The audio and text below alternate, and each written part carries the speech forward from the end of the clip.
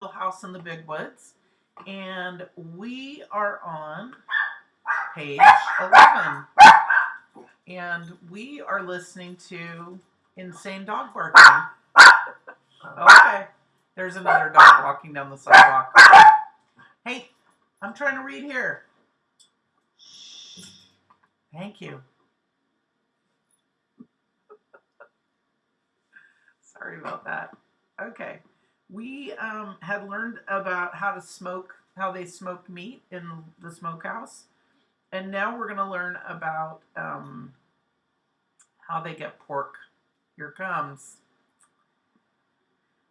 Let's see. Laura and Ma watched the fire for several days. When smoke stopped coming through the cracks, Laura would bring more hickory chips, and Ma would put them in the fire under the meat. All the time there was a little smell of smoke in the yard, and when the door was opened, a thick, smoky, meaty smell came out. At last Pa said the venison had smoked long enough. Then they let the fire go out, and Pa took all the strips and pieces of meat out of the hollow tree. Ma wrapped each piece neatly in paper and hung them in the attic where they could keep safe and dry. One morning Pa went away before daylight with the horses and wagon, and that night he came home with a wagon load of fish.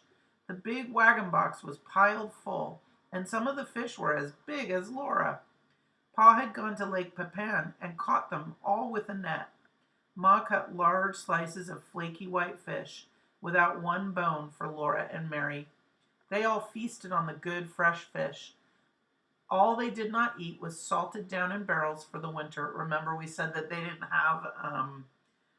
have refrigerators, so if they wanted to save meat, they would coat it in salt, and the salt would preserve it. All they did not eat fresh was salted down in barrels for the winter. Pa owned a pig. It ran wild in the big woods, living on acorns and nuts and roots. Now he caught it and put it in a pen made of logs to fatten. He would butcher it as soon as the weather was cold enough to keep the pork frozen. Once in the middle of the night, Laura woke up and heard the pig squealing.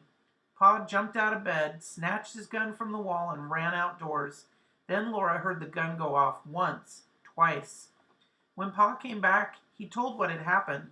He had seen a big black bear standing beside the pig pen. The bear was reaching into the pen to grab the pig, and the pig was running and squealing. Pa saw this in the starlight, and he fired quickly, but the light was dim, and in his haste he missed the bear. The bear ran away into the woods, not hurt at all. Laura was sorry Pa did not get the bear. She liked bear meat so much. Pa was sorry too, but he said, "Anyway, I saved the bacon." The garden behind the little house had been growing all summer. It was so near the house that the deer did not jump the fence and eat the vegetables in the daytime, and at night Jack kept them away. Sometimes in the morning there were little hoof prints among the carrots and the cabbages, but Jack's tracks were there too, and the deer had jumped right out again. Now the potatoes and carrots, the beets and turnips and cabbages were gathered and stored in the cellar, for freezing nights had come. So a lot of houses in the olden days had a basement, and underneath underneath the house they dug a basement because it's going to be nice and cool down there, and so sometimes they would store food like that in the basement. If you store food in the attic, heat rises, and so the food that you store in the attic you have to be kind of careful with because it's going to get a little bit warmer. If you want food to stay cooler, you would store it down in the basement. Sometimes they would pack the basement with hay, and that would kind of insulate the basement and keep it nice and cool. Onions were made into long ropes braided together by their tops, and then were hung in the attic beside wreaths of red peppers strung on threads. The pumpkins and the squashes were piled in orange and yellow and green heaps in the attic's corners. The barrels of salted fish were in the pantry because you wouldn't want that to get hot. That would smell bad, right? So they in the pantries like near the kitchen, so it's going to be lower down in the house. The barrels of salted fish were in the pantry, and yellow cheeses were stacked on the pantry shelves. Then one day, Uncle Henry came riding out of the big woods. He had come to help Pa butcher. Ma's big butcher knife was already sharpened, and Uncle Henry had brought Aunt Polly's butcher knife. Near the pig pen, Pa and Uncle Henry built a bonfire and heated a great kettle of water over it. When the water was boiling, they went to kill the hog. Then Laura ran and hid her head on the bed and stopped her ears with her fingers so she could not hear the hog squeal. It doesn't hurt him, Laura, Pa said. We do it so quickly. But she did not want to hear him squeal. In a minute, she took one finger cautiously out of an ear and listened. The hog had stopped squealing. After that, butchering time was great fun. Oops, I skipped a page. It was such a busy day with so much to see and do. Uncle Henry and Pa were jolly, and there would be spare ribs for dinner, and Pa had promised Laura and Mary the bladder and the pig's tail. As soon as the hog was dead, Pa and Uncle Henry lifted it up and down in the boiling water until it was well scalded. Then they laid it on a board and scraped it with their knives, and all the bristles came off. So pigs have really, really thick and stiff fur. This is a paintbrush, and it's a pig bristle brush. So this is like made of pig bristles. And so you don't want to eat that because it's going to taste really, really, really nasty. So what they do is they get the pig really hot and wet, and then they scrape with a knife, they scrape all the bristles off.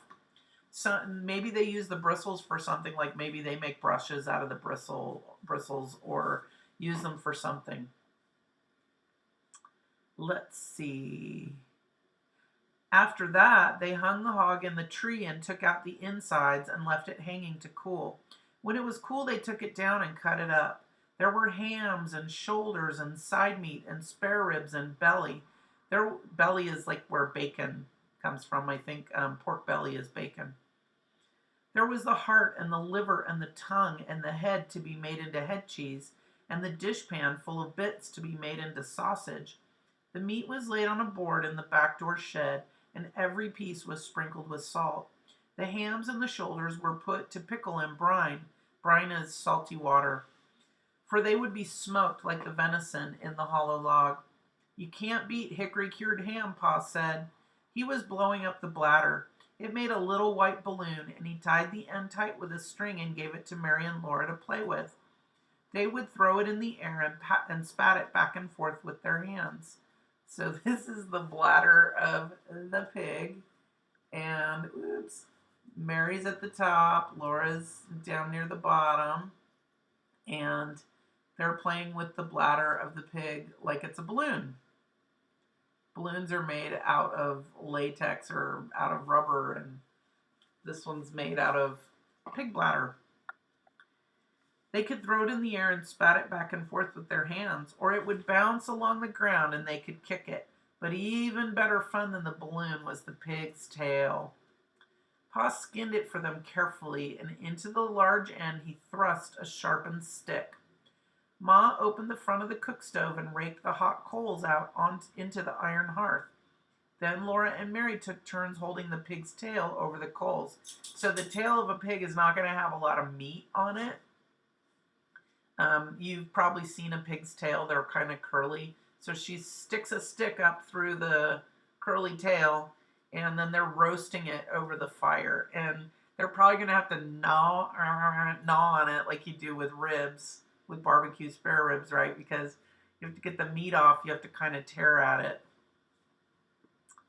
Then Laura and Mary took turns holding the pig's tail over the coals. It sizzled and fried, and drops of fat dripped off it and blazed on the coals.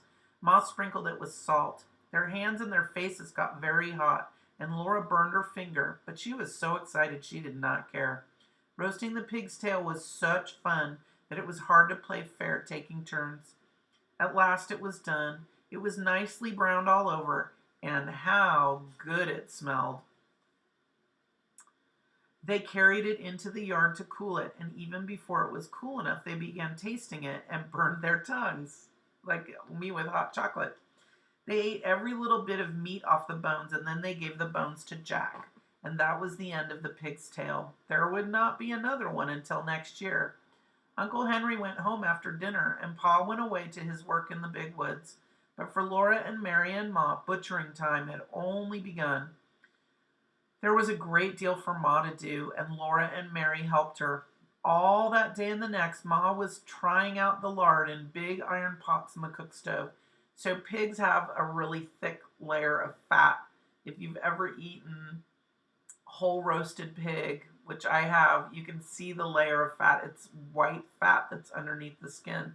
And so that's called lard. Once you take all of that fat and put it together, it's called lard. And people cook with it and bake with it.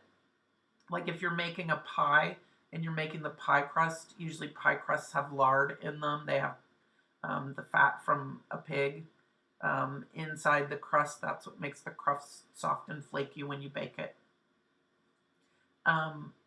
Back in the 1800s, people would also use butter, and they'll talk more about butter too, but a lot of things were made with lard because that was sort of like recycling. You killed a pig, and so you're going to use all the parts of the pig, right? Otherwise, you've killed this animal for no reason, so they would use even the fat on the pig. They'd use every bit of the animal to sort of be good stewards of using the animal. Let's see.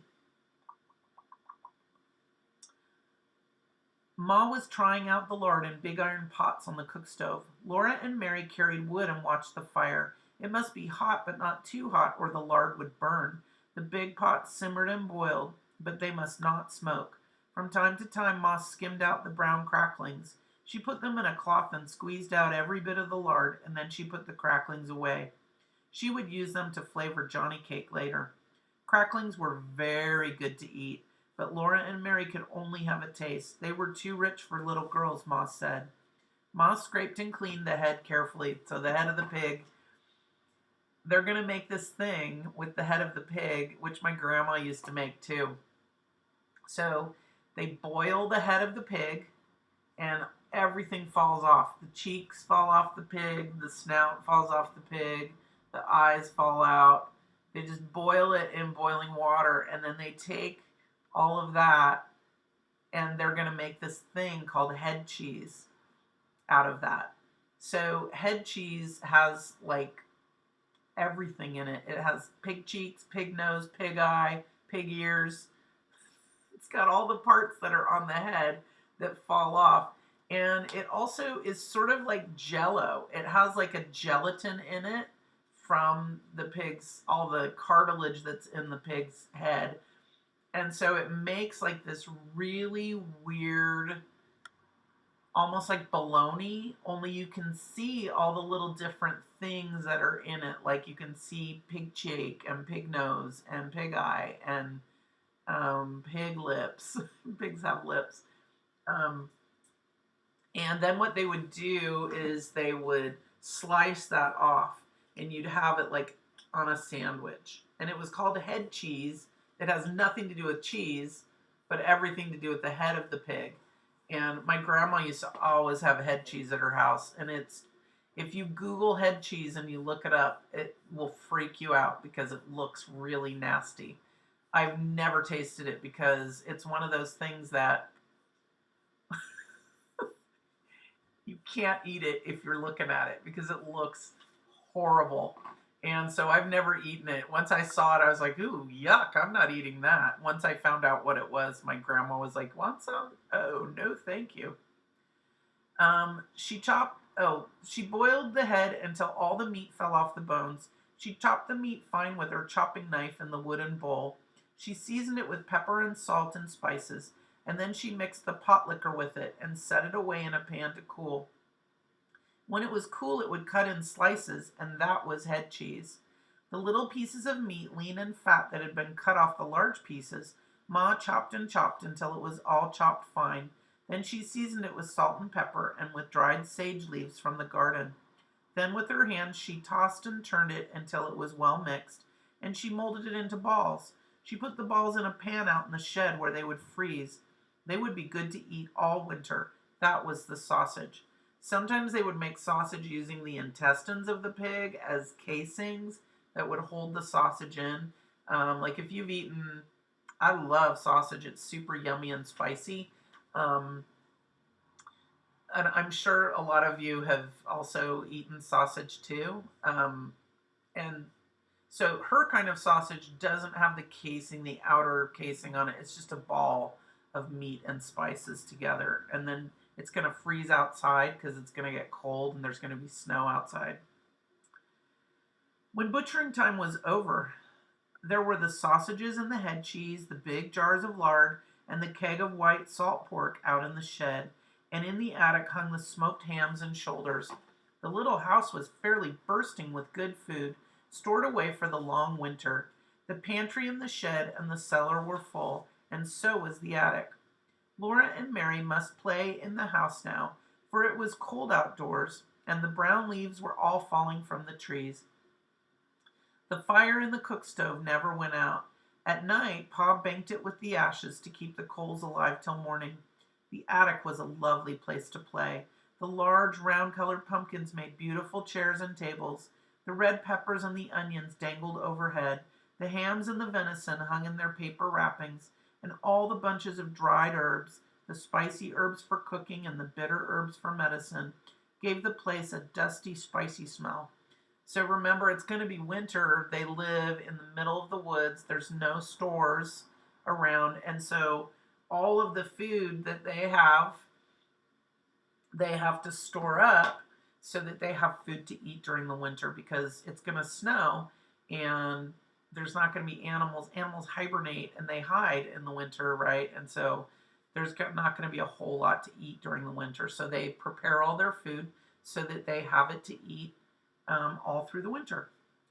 Often the wind howled outside with a cold and lonesome sound, but in the attic Laura and Mary played house with the squashes and the pumpkins, and everything was snug and cozy. And we're going to stop right there. This is them playing in the attic. You can see the garlic hanging down, and the hams are wrapped up. Those aren't dead bodies, they're hams. For those of you that want to make this into a horror book, those are hams. And then Mary is the blonde girl, and her doll is sitting on a pumpkin, and Laura is the girl with brown hair next to her. Okay, and we will stop right there. We're going to stop on, we've been reading basically about 10 pages each time. And so we'll read the next 10 pages and we'll see if they're ready for winter, if they have enough food for the winter. One of my favorite books, you're going to read it in 5th grade probably. It's called Sign of the Beaver, and some of you might be able to read it now. It's a really awesome book. It's about a boy who his parents leave him to take care of a cabin. He and his dad build a cabin, and then his dad leaves him so his dad can go pick up his mom in a big city in the, I think this is in the 1700s, 1600s, and they get all of this food ready, and then the dad doesn't come back. The dad disappears, and this boy has to live in this cabin and survive all through the winter. And the whole book is about how he does that, how he gets food during the winter, and how he also loads up the whole house with all the things that he can get, all of the vegetables and things that he can find and animals he can hunt, so that he can survive during the winter without his parents there. It's an awesome book. Like, it's super great adventure book. But it's sort of the same principle. You'd have to fill your whole house with food because in the wintertime, you can't hunt. There's no stores around. You can't go to 7-Eleven and buy yourself a frozen pizza. And there's snow everywhere, so all the animals kind of disappear, and it gets harder to hunt them because they want to stay warm, so they go where it's warmer. So anyhow, if you want to read that, it's called Sign of the Beaver. But that was a very common practice in the 1600s, 1700s, 1800s, up until people started living near stores, right? Some of you may have kind of stocked up with food during the pandemic, so you haven't had to go to the store as often because it's kind of scary to go out to the germy store, right? So I found myself storing up on a lot of food. My fridge was and freezer was really full at the beginning of the pandemic because I was afraid I wouldn't have any food to eat. And I take care of my dad, and so I was stocking up food for my dad too. So even though we have stores now, sometimes we have extra freezers and we stash food. Sometimes people will make jam, or they make pickles, or they bottle cherries, right? They do a preserve garden food from their garden for over the winter too. And people still do that. That's kind of a popular thing now for people to do. All right, we'll read the next 10 pages next time.